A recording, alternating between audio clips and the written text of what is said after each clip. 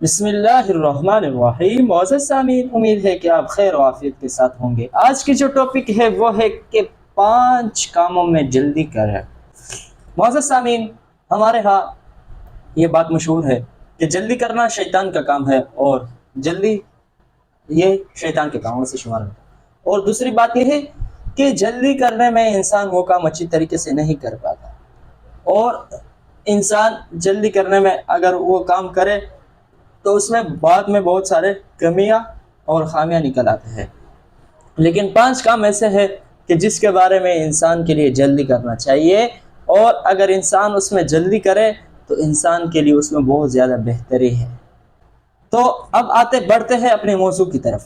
سب سے پہلی کام جو ہے وہ ہے کہ مہمان کو کھانا جلدی کھلانا۔ جب آپ کے پاس مہمان آئے تو ان کو کھانا کھلانے میں جلدی کرنا چاہیے۔ یہ ایک اچھی عادت ہے، انسان کو اپنے اندر یہ عادت اپنانا چاہیے۔ ہمارے ہاں جب مہمان آتا ہے تو آخر تک باتیں چل رہے ہوتے ہیں۔ جب مہمان اٹھنے چلنے لگتا ہے تو اس وقت کھانے کا اس سے پوچھ لیا جاتا ہے کہ آپ کو لیے کیا لائے اور کیا کچھ کھلائے آپ کو۔ یہ ایک بری عادت بن چکی ہے، اس طرح نہیں ہونا چاہیے، بلکہ جب مہمان آئے تو فوراً کھانا پیش کرنے میں جتنا ہو سکے آپ اپنے استطاعت کے مطابق اس کے سامنے کھانا پیش کریں۔ دوسری جو بات ہے، دوسرا جو کام ہے وہ ہے کہ میت کو جلدی دفن کرنے میں۔ دیکھیں، ایک انسان جب اس دنیا سے چلا جاتا ہے، رخصت ہو جاتی ہے اور اس کی روح پرواز کر جاتی ہے تو اس کا لاش دنیا میں رہ جاتی ہے، تو میت کو جلدی دفن کرنے میں بھی انسان کو کیا کرنا چاہیے؟ جلدی کرنا چاہیے۔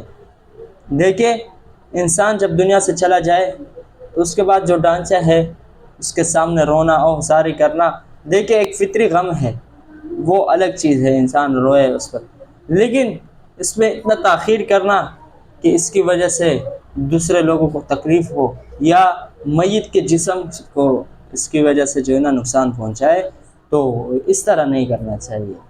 تیسرا جو کام ہے وہ یہ ہے کہ اگر اللہ رب العزت نے آپ کو اولاد میں سے بچیاں دی ہے تو جیسے وہ بلاغت کی عمر کو پہنچ جائے اور بالغ ہو جائے تو آپ ان کا نکاح کرانے میں جلدی کریں۔ نکاح کرانے میں سستی سے کام نہ لیں، یہ بہت اچھی عادت ہے، انسان کو یہ اپنانا چاہیے۔ دیکھیں، اگر آپ بر وقت ان کی نکاح کرتے ہیں تو وہ بہت سارے گناہوں سے بچ جاتی ہے، وہ بے حیائی سے دور ہو جاتی ہے، لیکن اگر آپ ان کا نکاح بر وقت نہیں کرتے تو وہ گناہ میں مبتلا ہونے کا اس کا کیا ہے؟ خطرہ ہے۔ چوتھا جو کام ہے وہ ہے کہ قرض ادا کرنے میں جلدی کرنا چاہیے۔ ہمارے ہاں اللہ معاف کرے اس چیزوں میں بہت سستی ہے۔ ہمارے ہاں کیا کی جاتی ہے کہ جب کسی سے قرض لی جاتی ہے تو اب جس شخص سے قرض لی ہوئی ہے وہ بیچارہ ساری عمر اس کے پیچھے بھاگ رہے ہوتے کہ میرے قرض دے، میرے قرض دے، میرے، یہاں تک کہ وہ بوڑھا ہو جاتا ہے، لیکن دینے والا دل میں خیال ہی نہیں کرتا کہ سامنے والے شخص کیا مجھ سے کیا مانگ رہا ہے، اور اس کے دل میں فکر ہی نہیں ہوتا۔ یہاں تک کہ بعض دانشور اور نیک لوگوں نے کہا ہے کہ کوئی شخص دیکھے اگر وہ کسی سے قرض وصول کرتا ہے تو اس کے دل میں اگر ارادہ ہو تو اللہ رب العزت کے لیے اس کے لیے اس کے اسباب ادا کرنے کے اسباب پیدا کر دیتے ہیں۔ تو کوشش کرے کہ قرض ادا کرنے میں آپ کیا کریں؟ جلدی کریں۔ 5ویں کام جو ہے نا وہ بہت زبردست، اس کے بارے میں سن لیجیے، وہ یہ ہے کہ گناہوں کے بارے میں توبہ کرنے میں جلدی کرنا چاہیے۔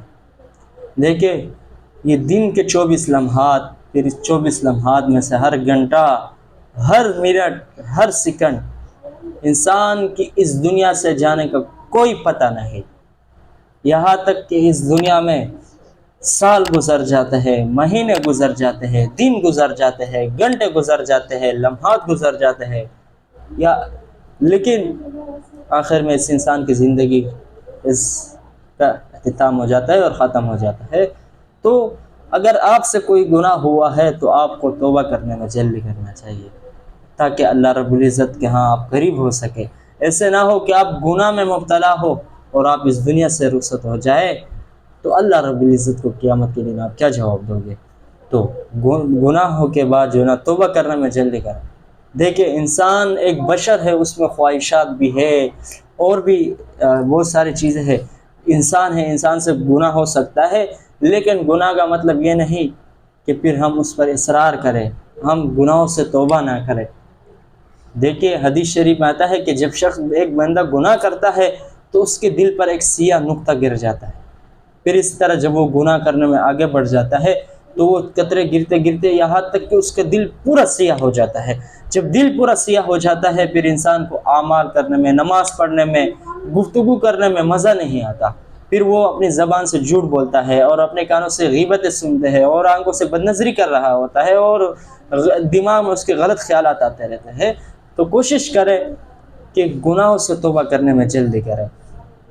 کبھی اللہ رب العزت ایک غفور اور رحیم ذات ہے, اس کے سامنے گڑ گڑائے, معافی مانگے. معزز سامعین, یہ تھی آج کی گفتگو. اگر آپ مزید اسی طرح کی اچھی ویڈیوز دیکھنا چاہتے ہیں اور اپنی زندگی کو قیمتی بنانا چاہتے ہیں تو ہمارے ساتھ رہیے اور ہمارے چینل کو اپنے ساتھ سبسکرائب کریں. ملتے ہیں اگلے ویڈیو میں. اللہ حافظ.